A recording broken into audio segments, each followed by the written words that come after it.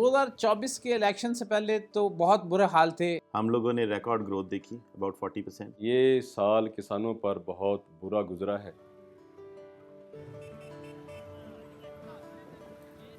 Election के एक साल बाद अब चीज़ें बेहतर होना शुरू हो गई हैं। 2024 के इलेक्शन से पहले तो बहुत बुरे हाल थे।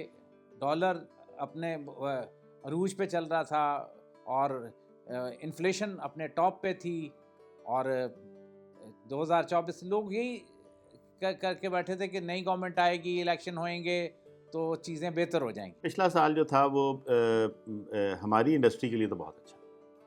हम लोगों ने रिकॉर्ड ग्रोथ देखी अबाउट 40%। सो SIFC टाइप के इदारे जो हैं उनके साथ हम लोगों को now our policy our opinions are heard at the highest level.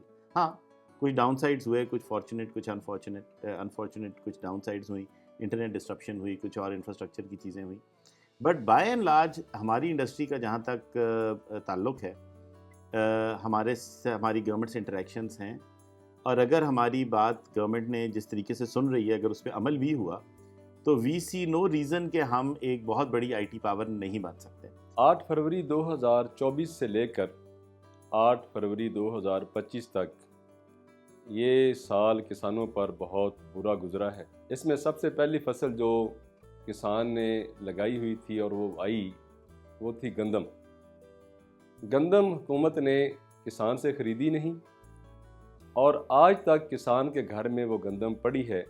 वो उस उम्मीद में रख के बैठा है कि कब मुल्क का रेट, हुकूमत का अनाउंस किया हुआ रेट हमें मिले और मैं वो गंदम को बेचूं। इंडस्ट्री के लिए, सनत के लिए, बिजनेसेस के लिए पहले से मुश्किलात बढ़ गई हैं, ना कि आसान हुई हैं।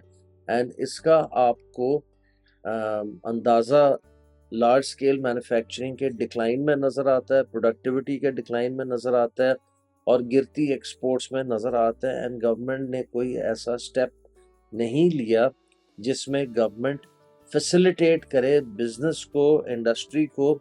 ये इंडस्ट्री की अपनी काविशों से बिजली की कीमत नीचे लाई गई है, वरना गवर्नमेंट शायद इस फेवर में ना थी। दूसरी फसल हमारी बड़ी फसल है पंजाब की या पाकिस्तान की कहें, वो आती है चावल की। और जब उसकी बारी आई मार्केट में बिकने की तो किसान से 4000 रुपये कायनात बासमती चावल ख़रीदा गया पाकिस्तान में।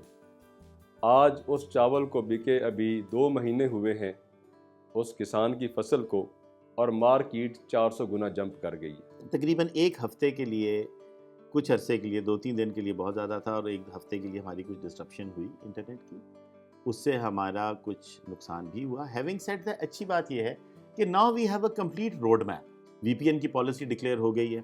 जो पुरानी पॉलिसी थी वो प्रैक्टिकली जो हमें फियर था कि जो डिस्ट्रप्शंस पे होगी चीज़ें, जो VPN का जो फियर था इंडस्ट्री का, वो फियर अनफाउंडेड था, वो नहीं हो सका। कंस्ट्रक्शन फील्ड के हवाले से मैं मैन्युफैक्चरिंग करता हूँ, तो उस वक्त 2023 में जो प्राइस था वो तकरीबन 43-42 रुपीज़ था पर यूनिट।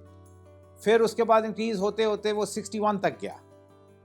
फिर अब दिसंबर जो क्लोज हुआ वो 49 तक आ गया। मगर इसका प्रोसेस स्लो है, मगर होप्स हो कि चीज़ें बेहतरी की तरफ जाएंगी। पिछले साल में हमारी ग्रोथ जी तकरीबन 30% थी। हम अगले साल में भी तकरीबन इतना ही देख रहे हैं, पर इसको आप इस तरीके से देखिए कि अगर आप 100 रुपया कमा रहे हो तो 30% ग्रोथ मीन्स कि आपने 30 रुपये कमाए। अगर आप 1000 रुपया कमा रहे हो तो 30% ग्रोथ के आपने 300 रुपये मजीद कमाए। सो अब हम वो 300 रुपये कमा रहे हैं, हम उस लेवल पे हैं।